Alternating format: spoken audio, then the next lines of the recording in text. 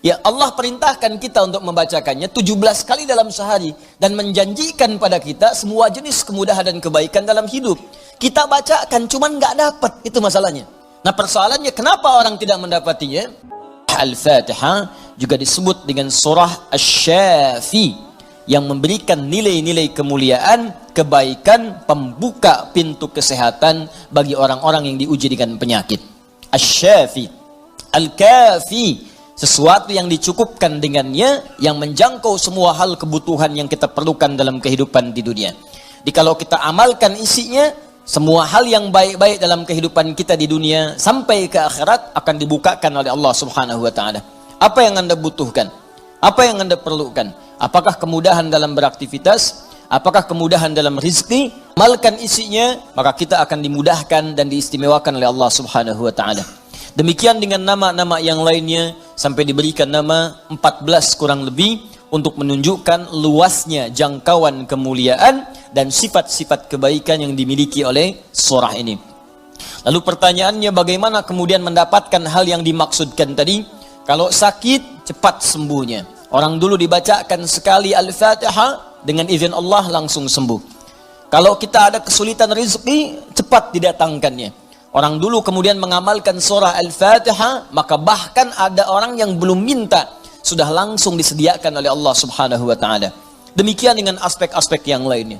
Karena itu penting bagi kita untuk mengetahui isi surah ini, kemudian mengamalkan kandungannya, tidak sekedar membacakannya, tapi tidak mengetahui isinya, tidak paham kemudian kandungannya, sehingga saat kita mengamalkan isinya, kita tidak disertai dengan pemahaman yang baik, dan tidak merasakan bagaimana kemuliaan surah yang dimaksudkan. Yang paling berbahaya, dibaca iya tiap hari, tapi nggak diamalkan isinya, itu persoalannya. Berbahayanya bukan berbahaya dalam persoalan nggak dapat pahala, bukan. Sayang saja, dibacakan tiap hari 17 kali, tapi tidak mendapatkan isinya. Kayak orang bekerja, tapi nggak dapat gaji. Kerja tiap hari, tapi akhir bulan nggak gajian gitu. Ya, Allah perintahkan kita untuk membacakannya 17 kali dalam sehari dan menjanjikan pada kita semua jenis kemudahan dan kebaikan dalam hidup. Kita bacakan cuman nggak dapat, itu masalahnya. Nah, persoalannya kenapa orang tidak mendapatinya? Boleh jadi bukan karena tidak membacanya, tapi cara membacanya itulah yang tidak sesuai dengan yang diinginkan oleh Al-Quran dan isi surah itu sendiri. Karena itu coba kita gali bagaimana kemudian surah ini diurutkan ayat-ayatnya dan dijelaskan oleh Allah dengan untaian firman-Nya yang sangat luar biasa. Baik, di pertemuan yang lalu kita telah mulai dengan ayat yang pertama. Begini cara memahaminya. Al-Fatihah. Kalau kita ingin memulai bacaan Al-Quran, maka mulai dengan surah ini. Itu yang khusus. Al-Fatihah. Jika kita ingin mendapatkan semua jenis kebaikan dalam hidup dunia akhirat, maka mulai pahami ayat-ayat berikut ini. Cara memahaminya, satu, Bismillahirrahmanirrahim. Baik, Bismillahirrahmanirrahim. Amalkan bagian ayat yang pertama yang memiliki 5 makna dalam kalimat atau ayat yang telah disebutkan tadi. Huruf ba, kedua ismun, ketiga Allah, keempat ar-Rahman, kelima ar-Rahim. Ba yang memiliki 14 makna. Di antaranya di ayat ini ada makna yang terkait dengan ghayah, tujuan. Ada ilsaq, sesuatu yang lekat sekali, dekat, tak terpisahkan. Kemudian musahabah, yang mengawasi kemanapun kita beraktivitas. Kemudian ada istighraq, sesuatu yang luas, menyeluruh, ya, tanpa kecuali. Lalu kita mengatakan bismillah, baknya kita sebutkan, ini artinya jadikan semua aktivitas kita tanpa kecuali, istighraq. Dari bangun tidur sampai tidur lagi, lakukan ghayah semua lillah karena Allah Subhanahu wa taala. Jadi kalau ingin dibukakan pintu kebaikan oleh Allah, Al-Fatihah, ingin semua dibuka baik, seluruh aktivitas kita, maka niatkan semua yang baik-baik karena Allah. Itu kunci pertamanya. Bangun tidur, niatkan karena Allah. Di begitu Anda bangun, niatkan semua aktivitas karena Allah Subhanahu wa taala. Karena itu saat kita bangun tidur, semua ditujukan karena Allah. Alhamdulillahilladzi ahyana ba'dama amatana wa ilaihin nusyur. Jadi kalimat pertama dengan akhir itu karena Allah. Alhamdulillah, terima kasih ya Allah, saya diberikan kesempatan hidup lagi saat ini. Padahal engkau bisa wafatkan aku dalam tidur tadi. Dengan izinmu, ya, sesuai dengan ajal darimu, aku diberikan semua kesempatan untuk hidup lagi. Alhamdulillah, semua pujian aku berikan kepadamu. Lillah. Di ujungnya, wa ilaihin nusyur. Maka sekarang aku akan beraktivitas mencari bekal sebagai persiapan pulang kepadamu. Wa ilaihi, untuk Allah subhanahu wa ta'ala. Makanya kalau Anda mengucapkan doa ini saat bangun tidur, kita sudah berjanji. Semua aktivitas di hari itu kita akan tujukan karena Allah saja. Mencari bekal, bukan karena yang lain. Jadi kalau Anda ucapkan doa tadi, berarti nanti makannya karena Allah, minumnya karena Allah, bekerjanya karena Allah, salatnya karena Allah, infaknya karena Allah, merawat anak karena Allah, semua karena Allah. Raya. Awas, hati-hati ya, hati-hati. Maka dampaknya orang yang semua aktivitasnya dilakukan karena Allah subhanahu wa ta'ala, maka fungsi ba yang ketiga. Satu tadi, raya. Kedua, istighraq. Yang ketiga, ilsaq dan musahabah. Lekat dan diawasi oleh Allah.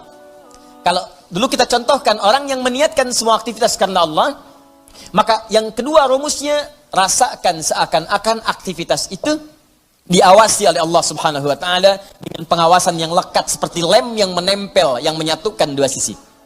Ya, mau minum, rasakan diawasi oleh Allah. Bismillah, minum, lakukan karena Allah. Maka mohon maaf, ketika minum Anda dikerjakan karena Allah dan merasa diawasi oleh Allah, ini kuncinya. Awas, ini kuncinya. Karena ada orang yang melakukan sesuatu karena Allah, tapi nggak merasa dilihat. Nggak merasa diawasi. Ini saya tanya pada Anda, maaf ya, tadi saat sholat itu, sholatnya karena Allah bukan? Jawab aja, karena Allah bukan? Karena Allah.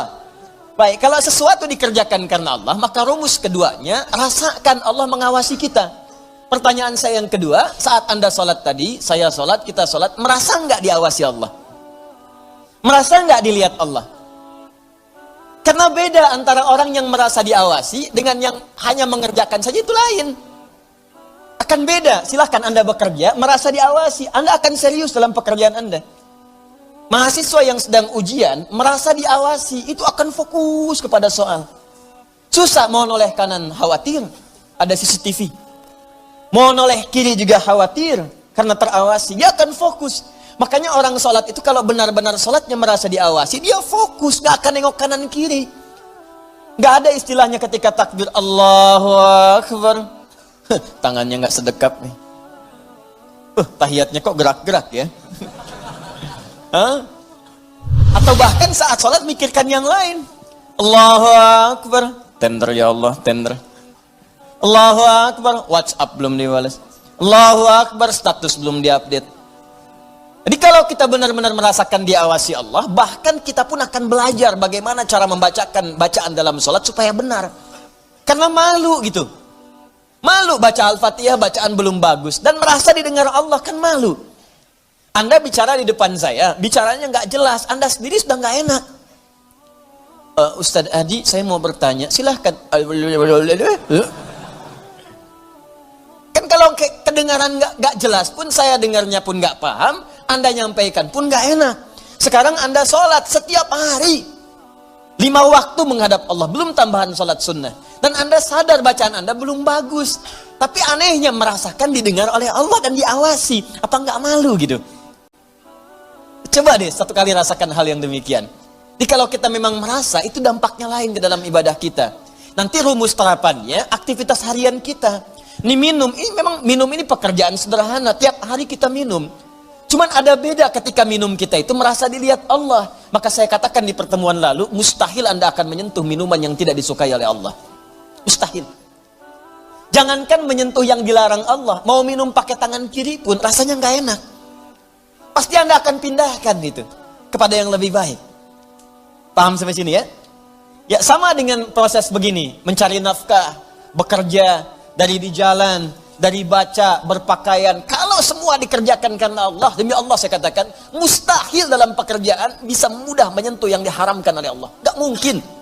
Gak mungkin mau terima proyek yang haram, itu mustahil.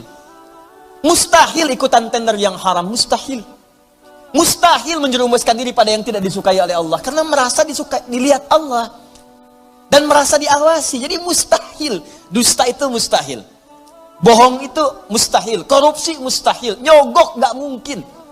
Bukan karena perkara takut orang lihat, karena Allah mengawasi kita.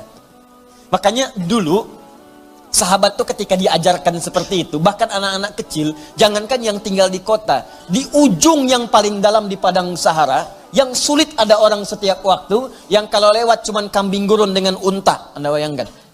Lewat kambing gurun unta, kambing gurun unta, kambing gurun unta. Tapi perhatikan bagaimana mereka mengamalkan huruf ba dalam Bismillahirrahmanirrahim. Diuji oleh sahabat Umar bin Al-Khattab radhiyallahu taala anhu. Lewat padang pasir, kelihatan anak muda sedang menggembala. Saat menggembala itu, menggembala kambing, ditanya oleh Umar, diuji. Kata Umar, saya mau beli sebagian dari kambingmu itu. Kata orang ini bukan punya saya, punya tuan saya. Punya tuan saya. Kata Umar, tuanmu kan gak ada di sini. Ini padang pasir yang luas. Orang yang gak ada, beli aja, bilang dimakan serigala. Apa kata penggembala ini? Lalu di mana Allah? Idzan fa'ain Allah. Bayangkan penggembala saja di padang pasir yang orang yang gak ada, yang gampang saja bilang ini dimakan serigala, dapat keuntungan banyak gitu. Ya, luar biasa. Yang dia katakan pertama kali bukan sekedar menolak, gak mau takut ketahuan sama tuan, takut ketahuan sama pemiliknya, takutnya tidak. Pertama kali jawaban yang keluar, idzan aina Allah. Lalu Allah di mana? Allah di mana? Demi Allah saya katakan hakul yakin kalau setiap muslim merasakan dalam dirinya bahwa dia diawasi oleh Allah Subhanahu wa taala, maka lurus, damai, tenang, tentram dan baik semua urusan kehidupan. Gak ada penipuan dalam perdagangan, gak ada penipuan dalam hal-hal interaksi kehidupan, tidak ada kecurangan, tidak ada keburukan, semua baik karena merasa dilihat oleh Allah Subhanahu wa taala. Itu baru huruf ba.